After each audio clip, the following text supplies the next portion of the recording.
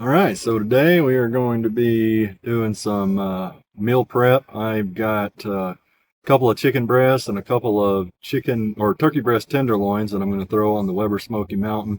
Also cooking a rack of St. Louis style Prairie Fresh ribs for a neighbor who did me a favor.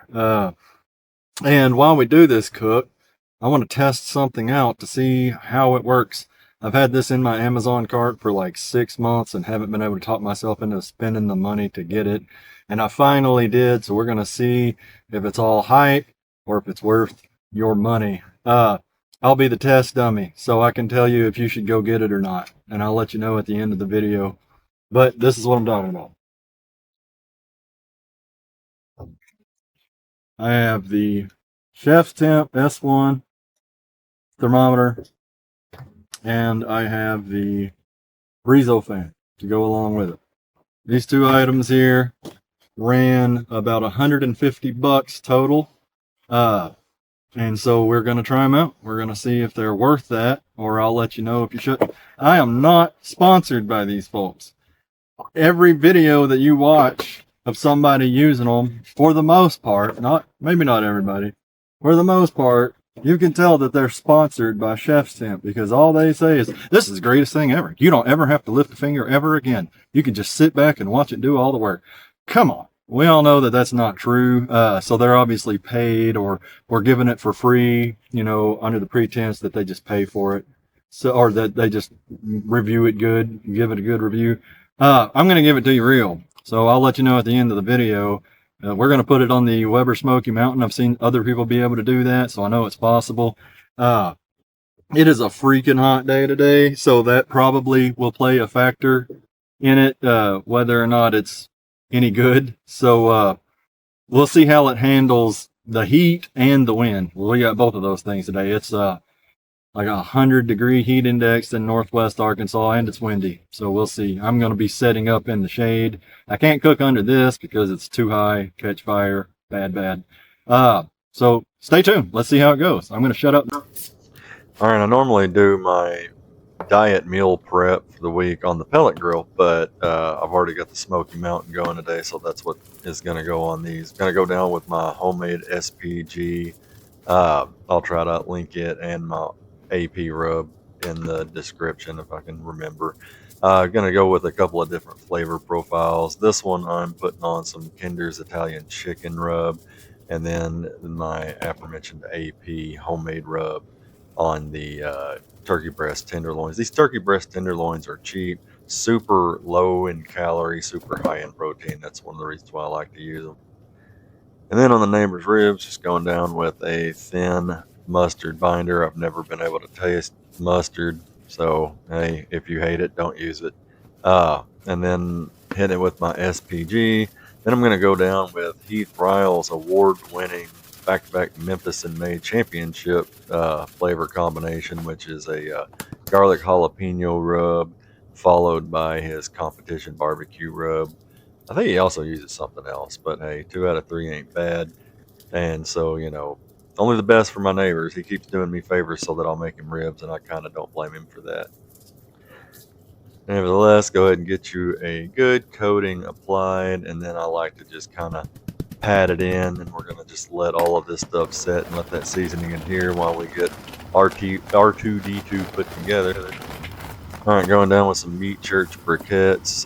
That's the old B&B, and that stuff's amazing. Along with some pecan wood chunks. I've been into pecan here lately. Normally I do either cherry or hickory, but I'll probably go back eventually. But I'm going to go down with the Hunsaker Diffusion Vortex plate and put the base and the lid back on, and we are going to see how this Breezo fan and Chef's Temp does today. I'm going to aim for 250 degrees. It looks like I'm slanted, but I'm not. Everything in northwest Arkansas is on a hill, so the camera's actually slanted, but the Smoky Mountain's not. All right, we're around 200. This thing's not heating up super fast, so I'm going to go ahead and put everything on and just give it a little bit to get a little hotter. But we'll get to 250 here before too long, I'm sure, and start really rolling at that point. All right. It took a while, but we have finally hit temp, and the Breezo fan has finally stopped blowing. It took, I don't know, 45 minutes or so to get there. Still kind of raising. I ended up having to open one of the vents a little bit because it was just staying around 215 for quite some time. So I opened it up just a tad to get it up.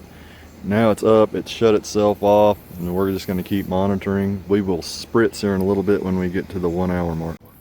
Alright, 1 hour in, and I'm not going to spritz. These ribs still look pretty good and moist.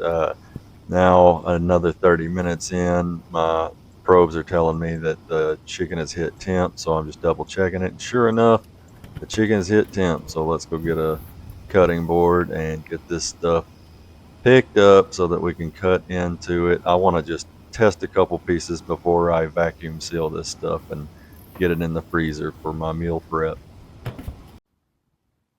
Alright, let's see how we did on the turkey and the chicken. Let's start with the chicken. Can't eat too much of this. Diet for my meal prep. That is perfect.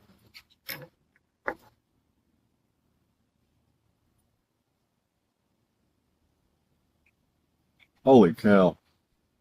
Holy cow. I may have to start doing this on the Smoky Mountain. I normally do it on the pellet grill, like I said, but that is so good. That is some good smoke flavor. Juicy.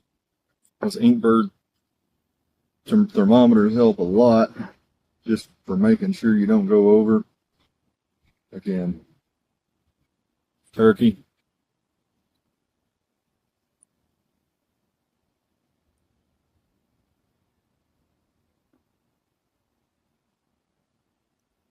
Man, that's fantastic. It's going to be a good week of diet, telling you. When you can do this and lose 130 pounds, why not? All right, we're going to keep cooking till the ribs are done. We'll see where they are in about 30 minutes or so.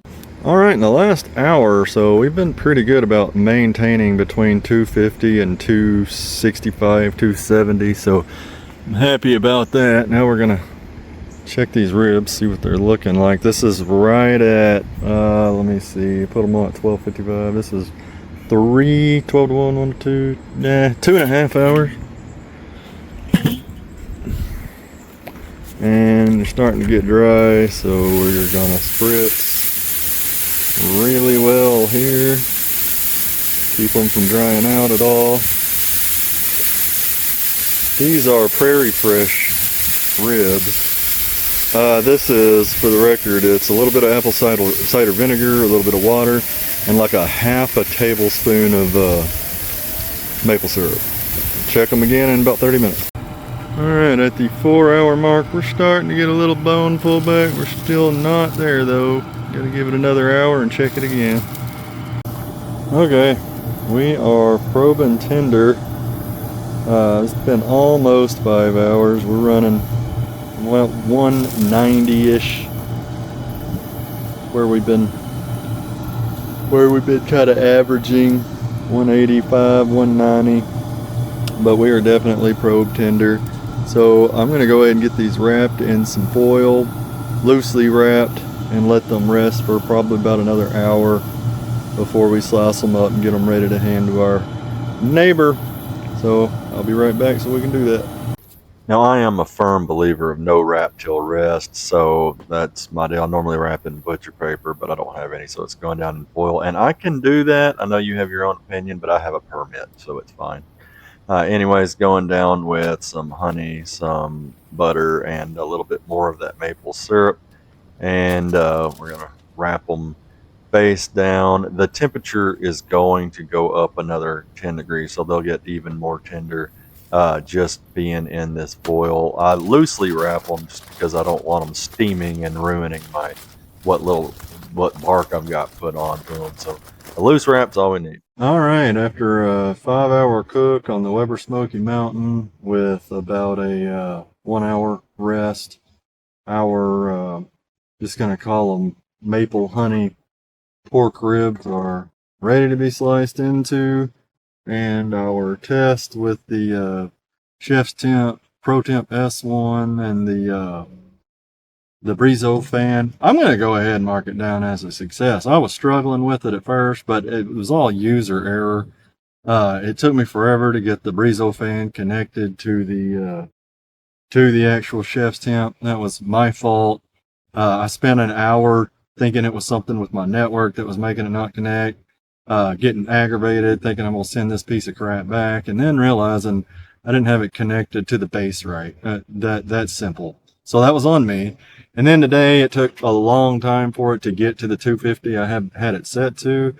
Again, it was on me. I should have left another vent open. I think it was just struggling to get to that point with only the one vent that the Breezo fan is connected to. Now that I kind of know what I'm doing with it, once I figured it out, it really kind of was a just set it and forget it type of cook. I think once I came out and shut a vent down to because it was starting to creep up to like 290. After I did that, it went back down to 250, and if it got lower than that, I would hear the fan kick on for just a minute. So I'm happy with that. It really did what it was supposed to do. So now we already tried the chicken. The chicken turned out probably some of the best, boneless, skinless chicken and turkey breast that I've had. I'm really looking forward to eating on that through the week. It's really simple. You just vacuum seal it and pull it out of the freezer on the day you plan on eating it, microwave it or however you want to do it, and ready to throw on bread or with a side dish or whatever. Something if you're looking for something easy, something to think about. So anyways, let's cut into these and see how they turned out. All right. See how we did. Now these are for a neighbor, so I don't want to eat more than one little rib here. Bones did curl up. They always do. But it is tender as long as you miss a bone. Ooh. Pretty smoke ring. Not sure how that turns out on camera. And not sure if you can see all that juice, but man, this joker is super juicy. Kind of excited about it. Good bark on it. All right.